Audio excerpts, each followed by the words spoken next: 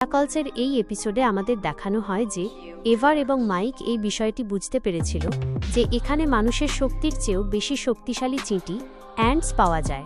তাই তাদের সবাইকে হারানোর জন্য এই চিঁটিদের বসকে হারাতে হবে, যাতে তারা সহজেই এদের লাইফ থটস নিতে পারে। এই কারণে তারা এমন একটি জায়গায় পৌঁছে যায় যেখানে এই সমস্ত চিঁটিদের সভা চলছিল। তখনই হঠাৎ সমস্ত গ্রিন ক্রিস্টালের শক্তি তাদের মধ্য থেকে বেরিয়ে এক জায়গায় জমা হতে শুরু করে। মাইক দাঁড়িয়ে দেখতে থাকে যে আসলে কি ঘটছে। তখনই দেব তাকে দ্রুত নিচে নামিয়ে নেয় যাতে চিঁটিরা তাদের দেখে না ফেলে। তখনই তারা দেখে যে বেশ অদ্ভুত ধরনের শক্তি চারপাশ থেকে এসে এক জায়গায় জমা হচ্ছে। সেই সঙ্গে আমাদের এই গুহার সমস্ত চিঁটিদেরও দেখানো হয়, যারা ছিল অত্যন্ত ভয়ানক।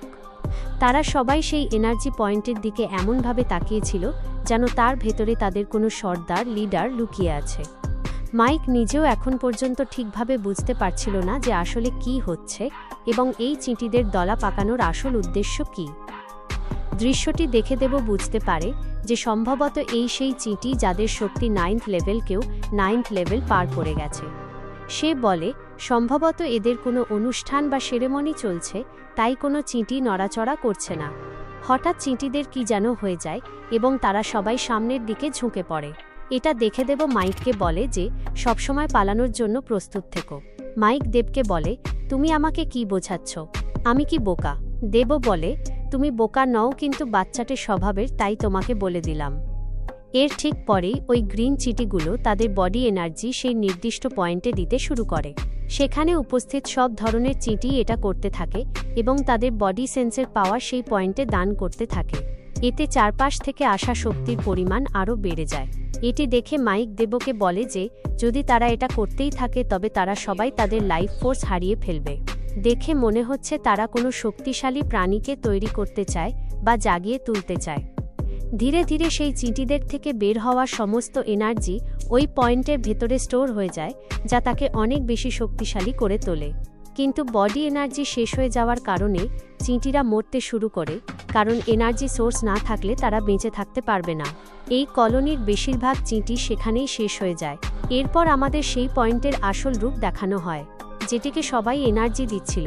সেটি আসলে একটি হৃদয়, হার্ট, যা এত এনার্জির কারণে পুরোপুরি চার্জ হয়ে গিয়েছিল।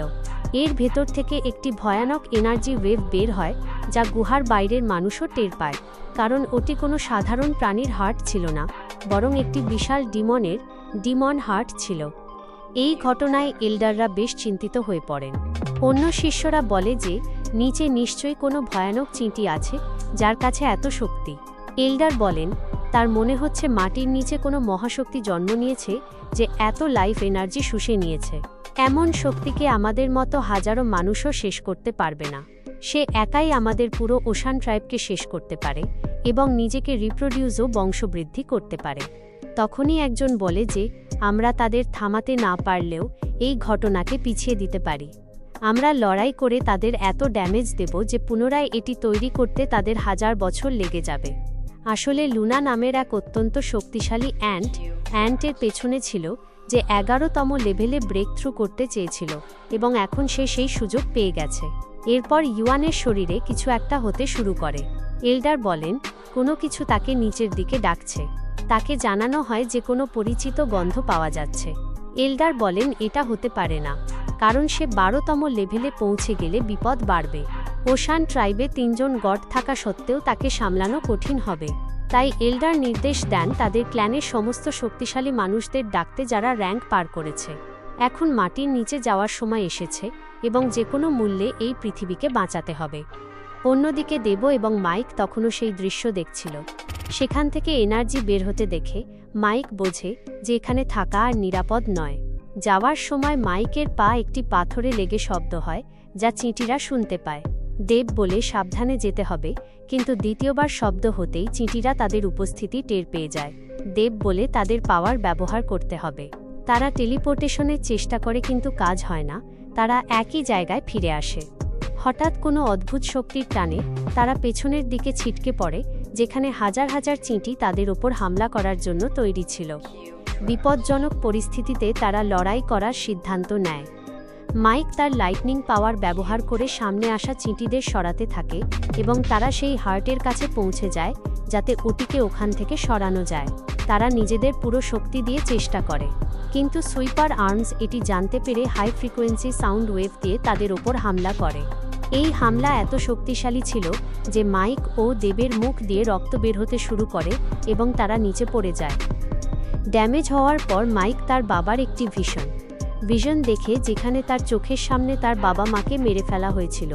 এরপর তারা সেই মহান যোদ্ধাদের ভিশন দেখে যারা প্রথম স্পিরিট পাওয়ার অ্যাক্টিভ করেছিল। তাদের পুরনো ভার্সন তাদের মোটিভেট করে এবং শেখায় কিভাবে শক্তি ব্যবহার করতে হবে। এতে মাইক নিজেকে এবং দেবকে বাঁচায় এবং পুনরায় সেই হার্ট সরানোর চেষ্টা করে।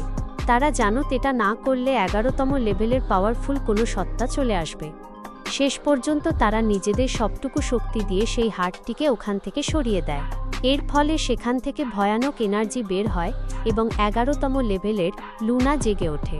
সে দেব ও মাইকের দিকে তেড়ে আসে, কিন্তু বাঁচার জন্য তারা দ্রুত সেখান থেকে টেলিপোর্ট হয়ে যায় এবং লুনা তাদের কিছু করতে পারে না।